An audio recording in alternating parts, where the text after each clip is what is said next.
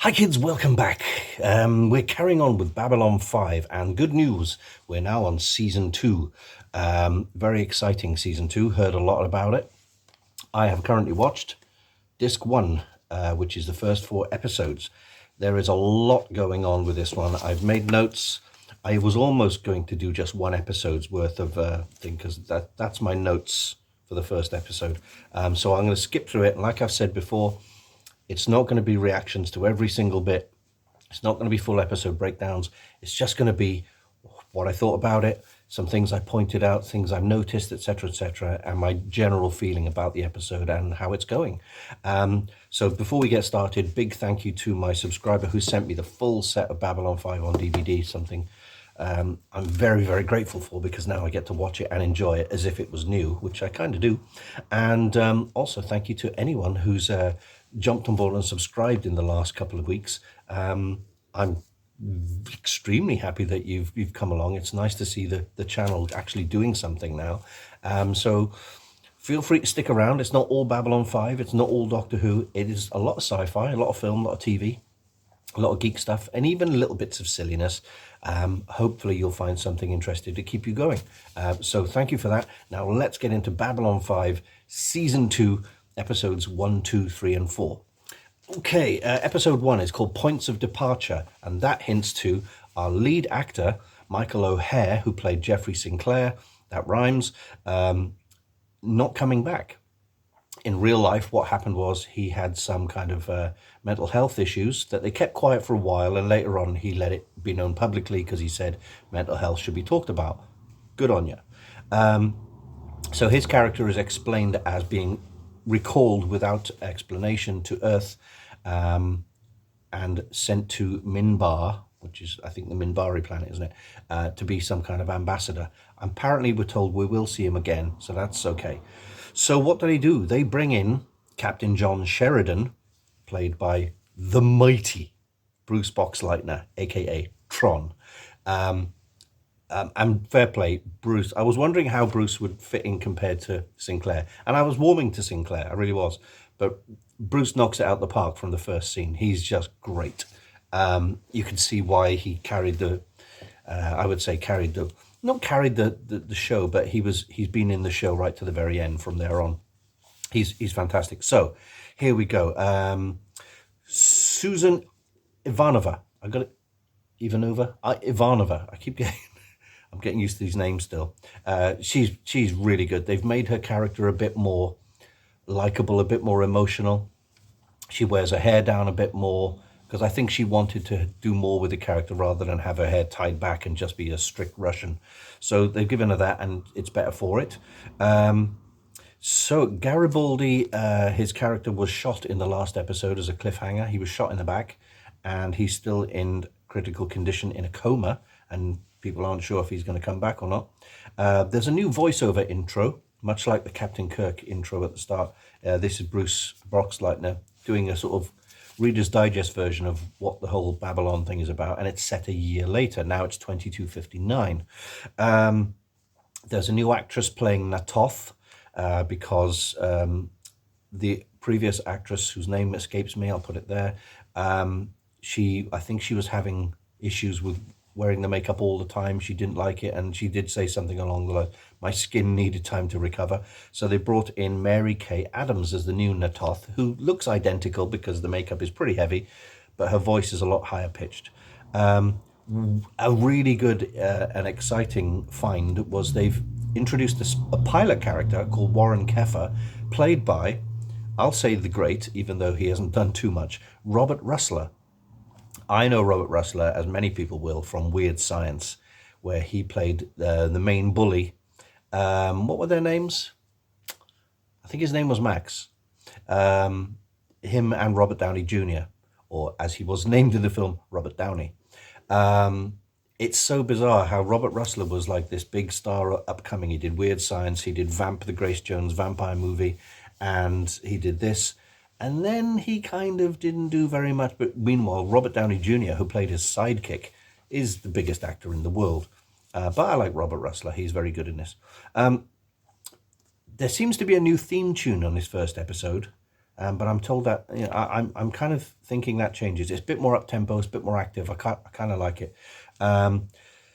We had a new character on screen, Robert Foxworth, playing a general called William Hague, not that William Hague, which I thought was hilarious.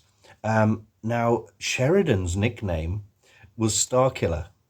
Now, obviously, that is a J. Michael Straczynski kind of cheeky little reference to Star Wars, because obviously Luke Skywalker's original character's name was Starkiller, Luke Starkiller.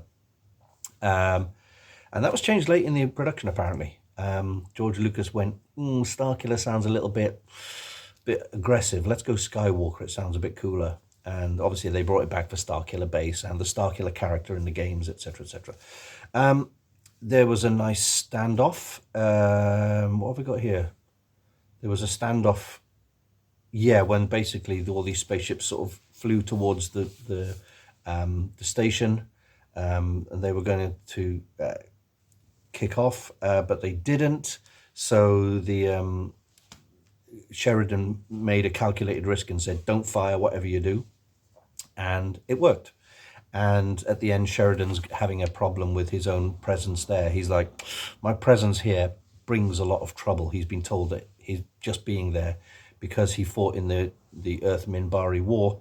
He has brought a lot of trouble to Babylon 5, and he's feeling a bit, should I stay or should I go? So let's move on to episode 2.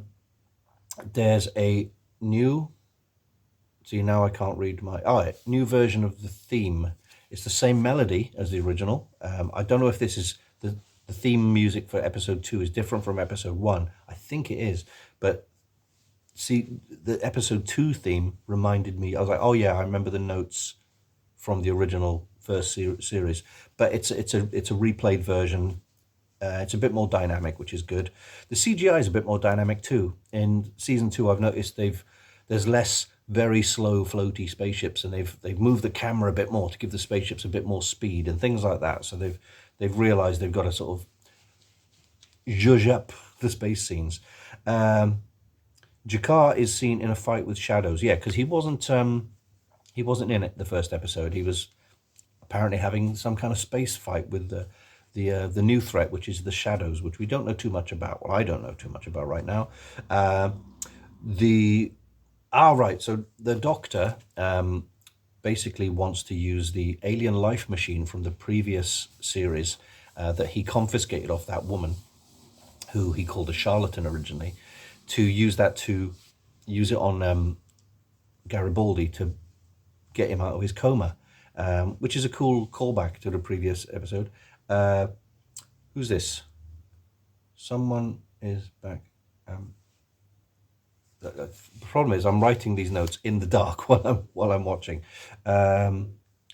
What's her name? Morden. Oh, sorry, Morden. He's the guy who's the kind of the wormy little git who's kind of in between Londo and the Shadows. He's a creep, but you know.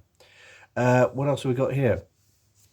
There's another two-shot. I mentioned two shots in the last series where they do, you've got Sheridan and his sister having dinner, so that it's in a two-shot with both of them on screen at once, and it kind of speeds things up. And it's like a play. They're not quite sitting face to face. They're almost facing the camera a little bit like you would in a play. They discuss Anna Sheridan, who was John's late wife. So he's got misgivings. He thinks he's sent her. She went off to do stuff, and then her ship got blown up. Talia has come back in the second episode. Talia Winters, the psychic. No sign of Lita, who was played by Patricia Tolman. She's not back yet. Garibaldi interrogates his would-be assassin. Yeah, he finds out who, thanks to Talia, he finds out who shot him in the back, and he interrogates him, which is good. And then the assassin says, "Be seeing you," to him, which is, as you probably know from my recent or last year's obsession with The Prisoner, it's the greeting that they use in the village in The Prisoner. But where they look through the eye and go, "Be seeing you," they tend to do it up here on Babylon 5. It's like, "Be seeing you." But that's twice it's been done. Bester, played by Walter Koenig, did it in the first season. So that's interesting. I like a little cheeky throwback to The Prisoner. Now, is it a steal or is it a loving homage? You make your mind up. Sheridan finds a message from Anna, and she's like, look, it's not your fault kind of thing. I was going to go off and I couldn't meet you, so I'm going to go off and do this thing and I'll see you later. So it takes off some of the guilt off him, which is good. Delenn has come back. She's out of her cocoon and now she's half human. I think apparently the reason was the Delenn character originally was going to be male and sort of gravitate into female or transition, for want of a better word. But in the end, they couldn't get the male voice right in the first season, so there's like, we'll just play her as female. But she was having problems with the makeup as well, so they put her in a cocoon, and she comes out the cocoon. She's got more hair and less makeup, so it's like, her ears have moved from there to here. Those Minbari ears are just creepy.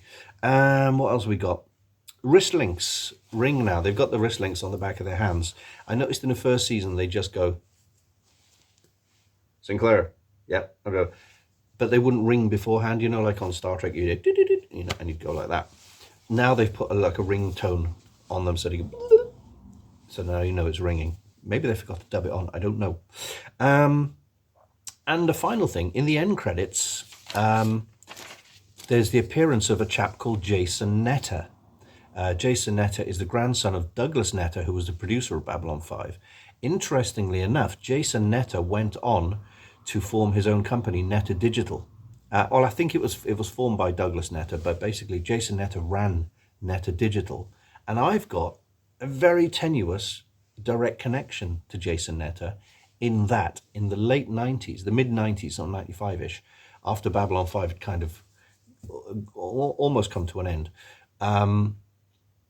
I was developing a superhero TV show type thing, and I pitched it to a very knowledgeable and connected American or British animation producer. That's right. Can't pronounce words. Can't produce words either. I pitched it to this British producer out in the States who said, I like it, send it to Jason Netter at Netter Digital. Sent it to him, and guess what? At the time I'd sent it, Netter Digital had just gone bust. They were working on Reboot.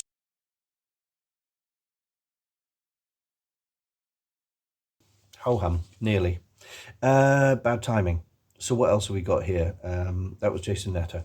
Yeah, so now we're on to episode 3. The Geometry of Shadows, this is called.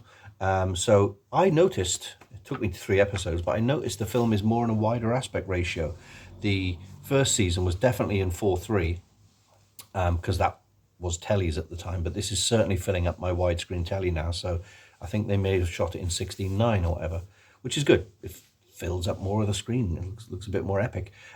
Michael Ansara is the guest in this. He's playing a character called Elric, who is a techno mage. Michael Ansara I know from Buck Rogers in the 25th Century, where he played a character called Kane, or if the action figures would have you believe, Killer Kane. He was the right-hand man to Princess Ardala. What else have we got here? Ivanova gets promoted to commander. No Delenn in this episode as well, but it's good that Ivanova gets promoted. That's cool. There's a scene with Veer, the Baldric to Jakar's Blackadder, not Jakar, Londo's Blackadder. Veer is the the personal assistant who's always being shouted at, but he takes a drink, puts it down, and thinks great, and then he just stands up and just hits the deck because he took him on. That was hilarious. There's a bit more little bits of humor in it, like in this season, I've noticed. Also with Claudia Christian's character, she's trying to resolve a problem with these lizard-type characters called the Drazi, who have these constant fights every 5 years to establish superiority. And she falls over and she breaks her foot. I discovered that she broke her foot in real life. Because I thought, they're really committing to the bit here. Instead of using space technology to fix her foot and have her walking around in the rest of the episode, she's on crutches. She broke her foot in real life, so they wrote it in. These things happen. What have we got here? yeah, Veer goes to see the Technomage people on behalf of Londo, and he comes across this very big CGI monster which looks awful. It is early CGI, and I'm not slagging it off because it's early CGI. I understood, and that's the best creature animation that could be done at that time with that technology. It obviously would benefit from a revamp these days, but the argument is it was a hallucinogenic sort of projection anyway, so it could look shonky, you know. Ivanova does another little funny bit when she's in, the doctor has said, you're going to be on crutches for a bit. And she says, right, well, I'll go and sort it out as soon as I can find a way to stand up, which is, the little humor. These are the kind of types of humor that you get in the Orville season 2. Video on the Orville coming up at some point. And I've noticed wallpaper on sets. A lot of the walls have had this sort of silver metallic-y wallpaper stuck to it, which looks a bit nicer. In the CNC command deck, there is some panels with wallpaper on, but it's bubbled up a little bit and it looks a little bit, we should have glued that down a bit better. But that's me being picky. I've made many shonky sets in my time. Okay, we're up to episode 4, so thanks for sticking with me if you're here. And if you are here by just some bizarre, self-loathing and sadomasochism, why not hit the subscribe button? Is it there? It might be there. That would be cool. You don't have to watch every single video I do every week, but every subscriber is well and truly gratefully received, because this year I'm hoping to get to 1,000 subscribers, and that brings with it monetization. I'm told it's not a lot of money, but if it helps me keep making videos, keep the lights on, and doing my many other creative things, which is going to be short films, builds, costumes, props, that kind of stuff, it all helps. So thank you, and please consider hitting the subscribe button. That would be awesome. Okay, episode 4 is called A Distant Star. It's written by DC Fontana, the great Dorothy Fontana, who wrote many of the episodes of, many episodes of many sci-fi shows, but most importantly, Star Trek, the original series. Delenn is back well and truly. She's out of her cocoon. She started off looking a bit like a grey version of Ben Grimm, or Rocky and stuff, so they broke her out of her cocoon and her scales, and now she looks very pretty, and Sheridan does like her, because I'm told, it's not really spoilery, but I'm told that, they get together. What have we got here? Stinky. Yes, they're paid a visit by a guy called Jack Maynard, who was a friend of Sheridan's. He called Sheridan Swamp Dog, I think it was, or Swampy, and Sheridan called him Stinky.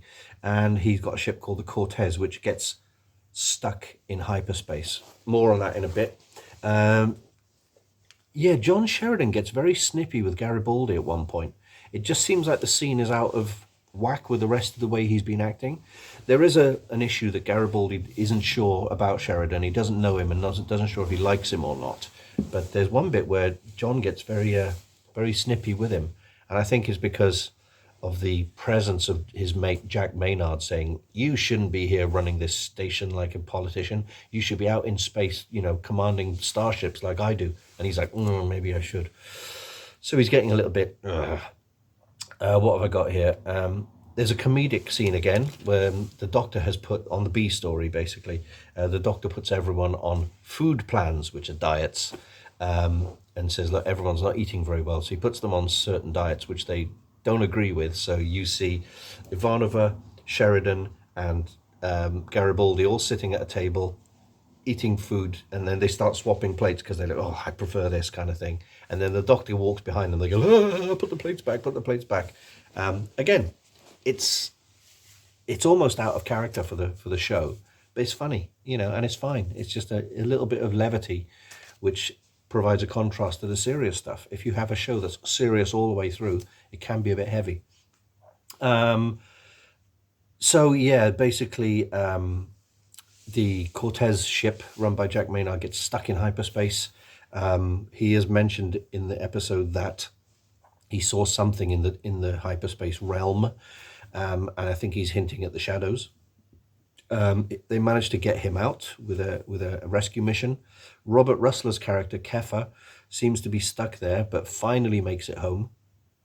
Because I thought they would have killed him off at that point, but apparently not in this episode, although I know it's coming. And at the end, Sheridan has a chat with Delenn, and she basically paraphrases Carl Sagan and gives him the speech about we're all made of molecules that were formed in the heart of stars in the universe, so we're all made of star stuff, which is the name of my second Kangazang book, kids. For the same reason. So she's paraphrasing Carl Sagan and gives him the speech about, look, we're all special, we're all made of star stuff, which is really nice. And that's the end of that episode. So what did I think of it? There wasn't a weak episode out of these. I liked all of them. I like the fact that they've put a little more humor in to sort of lighten it up. It's not so stiff. And you can still have drama, etc. You can still have layers to the characters. Every character gets a happy moment and a sad moment at the same time. As I said earlier, Bruce Boxleitner is an absolute star. He did Tron. He did The Scarecrow and Mrs. King, which apparently was quite popular. I never saw any of it. He did Bring 'Em Back Alive, which was like a kind of Raiders of the Lost Ark conservation wildlife type show, adventure show, which I saw a couple episodes of as a kid. And he did this, and he should be a much bigger star. I mean, he does have a major role in the cartoon of Tron Uprising, which, if you haven't seen it, I can't say enough good about it. It's fantastic. If you like Tron Legacy, you will absolutely eat up Tron Uprising. And he plays Tron in it, so he's just got an iconic voice and everything. And they've improved all the characters. Even Lanier, Bill Mooney's character, is a bit more serious and a bit less of a lackey and more of a solid character now. Londo and Jakar are exactly the same. They're a married couple almost, the bickering and stuff. It's hard to like the pair of them, but like my friend, my subscriber, Loopy Frog said, you don't want to like them, but you appreciate how good the acting is and how well, they're portrayed and stuff, and the actor's doing a really good job. So they're kind of, characters you love to hate, as it were. Not much from Kosh in this episode, in a line or two. I love the look of Kosh. I think he's great, but he's a weird one, and I think his whole thing is like mystery, because one of the lines says, well, we still don't know what Kosh looks like underneath his encounter suit, which is a cool thing. I like that. It's like the mystery of Darth Vader. And that is it. That is my entire thing. Look, I even did a sketch of Londo while I was watching it, and I think that's pretty accurate. I may even do some portraits of the Babylon 5 cast as we get into it. Maybe I can just sell them off, raise some money. Right, so I hope you enjoyed that. That was Disc 1, Episodes 1 to 4 of Season 2 of Babylon 5. Really enjoying it, really grateful. I've got 5 more discs to go for this season, but I'm enjoying it even more so now. I did like the first season. The second season has actually amped it up, and it's got a more feeling of purpose now because they're getting into the long-running story. It's still story of the week, but it's got this thread of the whole Shadows thing coming in, which I really like. So that's it. Thanks for sticking with me. As I said before, if you can subscribe if you haven't, now would be a great time to do that. That would be awesome. Thank you very much. And I will see you in the next video, which will be something completely different. Who knows? But keep it here, and I'll see you soon. Got there in the end. Take care now. Bye-bye then.